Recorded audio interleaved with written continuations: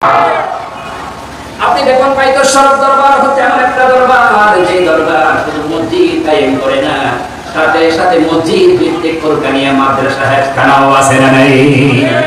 একটা দুইটা নাকি শত শত? আপনি এমন কোন দরবার দেখাতে পারবেন যে দরবার এতগুলো হেফখানা বানিয়েছে? দেখাতে পারবে না।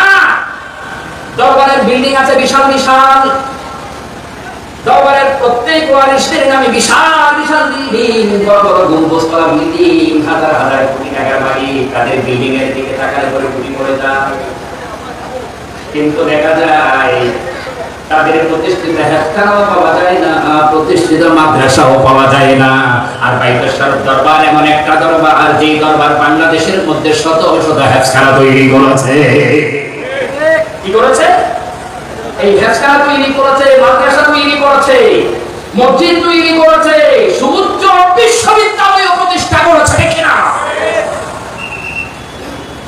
কারণ আপনি যদি নামাজ কায়েম করতে চান, এই নামাজ শিখতেওয়ালা শিকারেওয়ালা লোকের প্রয়োজন আছে না নাই? এজন্য দেখা যায় বাইতুল দরবার হচ্ছে এমন একটা দরবার যেটা শিক্ষাকেন্দ্রিক দরবার, যেখানে কোরআনিয়া মাদ্রাসা হেফখানা থেকে নিয়ে বাইতুল দরবারের পীর সাহেব, বাইতুল দরবারের সম্মানিত পীর সাহেব হেফখানা থেকে নিয়ে বিশ্ববিদ্যালয়, ইসলামী বিশ্ববিদ্যালয় পর্যন্ত প্রতিষ্ঠিত করেছে। জোরে বলুন ঠিক না? বাংলাদেশের মধ্যে শত শত দরবার আছে, আমি বুঝার জন্য বলছি। আপনারা কি রাগ করছেন? খারাপ লাগছে?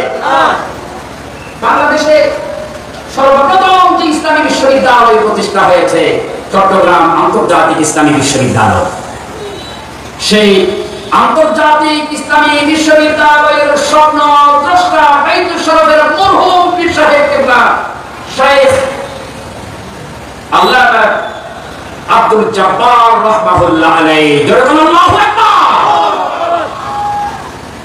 বাইতুল শরফের মরহুম পীর সাহেব কিবলা রাহমাতুল্লাহ আলাইহি, হাফেজ আব্দুল জব্বার রাহমাতুল্লাহ আলাইহি একান্ত চেষ্টা প্রচেষ্টায় এদেশের ইসলামী ব্যক্তিবর্গদেরকে নিয়ে ইসলামী বিশ্ববিদ্যালয় প্রতিষ্ঠা করেছে, যেটা দুনিয়ার মধ্যে বড় স্থাপন করেছে। দেখে না, বাংলাদেশের মধ্যে হাজার কোটি টাকা, লক্ষ কোটি টাকা দরবার আছে, এক একটা বিল্ডিং এ হাজার হাজার কোটি টাকা ব্যয় করেছে এমন দরবার আছে। বাইতুল শরফের সম্মানিত পীর সাহেব মহোদয়গণের, আমি জানি না কোটি টাকার কোন বিল্ডিং ওনাদের আছে, আপনারা জানেন? কিন্তু আমি নাম বলছি না। আমাদের চট্টগ্রামে এমন অনেক দরবার আছে যে দরবারের মধ্যে লক্ষ কোটি টাকার বিল্ডিং পাওয়া যায়, একটা নয় ডজন ডজন। ঠিক না? কিন্তু তারা চাইবে এরকম বিশ্ববিদ্যালয় আরো করতে পারত কিনা, কিন্তু না করে তারা তাদের নিজেদের বংশধরদের টাকাওয়ালা পয়সাওয়ালা করেছে। কিন্তু জাতি গঠনের জন্য, একটা আদর্শ সমাজ গঠনের জন্য, শিক্ষিত সমাজ গঠনের জন্য তাদের চিন্তা চেতনা ছিল না, যেটা বাইতুল শরফ দরবারের মুহতারাম মরহুম পীর সাহেব রাহমাতুল্লাহ আলাইহির মধ্যে ছিল, সেটা অন্যান্য দরবারের মধ্যে পাওয়াটা বিরল। যেরকম ঠিক না? শুধু কি বিশ্ববিদ্যালয় করেছে নাকি কামিল মাদ্রাসাও আছে? বলেন, কামিল মাদ্রাসাও আছে না? বলছিলাম ইসলামী নেতার অগ্রদূত বাইতুল শরফ দরবার। আমার আল্লাহ রাব্বুল আলামিন বলছেন, ইম্মাকান্নাহুম ফিল আরদি আকামুস সালাম, আমি যদি তাদেরকে ক্ষমতা দেই তারা দুনিয়ার মধ্যে নামাজ কায়েম করবে। আর নামাজ কায়েমের জন্য বাংলাদেশে হাজার হাজার ইমাম প্রশিক্ষণ দিয়ে হাজার হাজার আলেম ওলামাদেরকে সাপ্লাই দিয়েছেন বাইতুল শরফ দরবার। জোরে কোন আল্লাহু আকবার।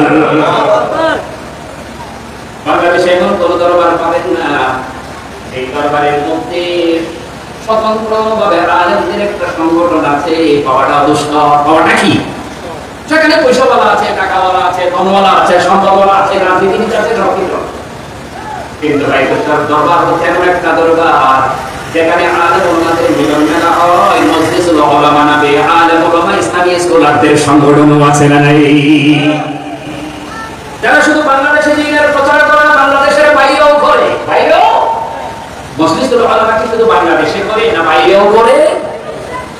পুরো দুনিয়ার মধ্যে দ্বীনের প্রসারের জন্য যারা কাজ করছে, বাইতুল শরফ দরবার এমন একটা আলেমের কারখানা তৈরি করেছেন। জয় বলুন আল্লাহু আকবার। আমার নবী সরকারে কায়নাত সমস্ত দুনিয়ার মানুষের কাছে ঘোষণা করেছেন, দুনিয়ার মানুষেরা জেনে রাখুন ইন্নাল উলামা ওয়ারাসাতুল আম্বিয়া। উলামা হচ্ছে আলেম, উলামা হচ্ছে নবীর ওয়ারিস। আর সে নবীর ওয়ারিসের কারখানা বলে দিয়েছেন বাইতুল শরফ দরবার। যখন আল্লাহু আকবার ইসলামী সমাজ ব্যবস্থা কায়েমের জন্য ফাউন্ডেশন তৈরি করেছে, ইসলামী সমাজ ব্যবস্থা কায়েমের জন্য, ইসলামী রাষ্ট্র ব্যবস্থা কায়েমের জন্য যে ইসলামী স্কলার দরকার, ইসলামী জ্ঞানী, ইসলামের আলেম ওলামা দরকার, কোরআন আর হাদিসের জ্ঞানী দরকার, সেই কোরআন আর হাদিসের ফ্যাক্টরি তৈরি করে দিয়েছেন বাইতুল শরফ। যখন আল্লাহু আকবার। আমরা বাইতুল শরফকে জানি শুধুমাত্র একটা দরবার আছে, অন্যান্য দরবার যেমন দরবার বাইতুল শরফ এমন একটা দরবার, কিন্তু না, ইসলামী সমাজ ব্যবস্থা কায়েমের জন্য যে মূলনীতিগুলো দরকার সেই মূল নীতিগুলো আছে বাইতুল শরফের মধ্যে। এজন্য এই বাইতুল শরফের মধ্যে আলেম ওলামাদের ঢল আছে না নাই? আছে না? দ্বিতীয়ত আল্লাহ রাব্বুল আলামিন ইসলামী সমাজ ব্যবস্থার মূলনীতি ঘোষণা করেছেন ওয়া আতুজ যাকাত। তারা নামাজ কায়েম করবেন আর যাকাত আদায় করবেন। যাকাত দিতে একটা সমাজ ব্যবস্থা কায়েম করবে। রাসূলুল্লাহ সাল্লাল্লাহু আলাইহি ওয়াসাল্লাম যেন নামাজ ভিত্তিক সমাজ কায়েম করেছেন, সবাইকে যেমন নামাজি বানিয়েছেন, একটা যাকাত ভিত্তিক সমাজ তিনি কায়েম করেছেন। নবীজি কি করেছেন? যাকাত ভিত্তিক সমাজ ব্যবস্থা কায়েম করেছেন। কারণ আমার আল্লাহ রাব্বুল আলামিন কালাম পাকের মধ্যে যত জায়গায় নামাজের কথা এনেছেন, প্রায় সকল জায়গায় নামাজের সাথে সাথে যাকাতের কথাও এসেছে। জোরে বলুন ঠিক কি না? যাকাতের কথাও এসেছে।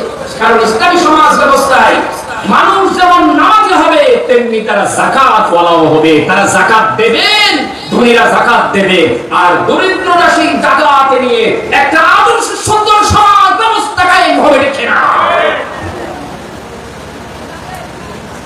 আলহামদুলিল্লাহ রাহবার বাইতুল শরফ রওনা দিয়েছেন। যারা এখন আসেন নাই সবাইকে চলে আসার জন্য, সুশৃঙ্খল ভাবে বসার জন্য বিনীত অনুরোধ করা হচ্ছে।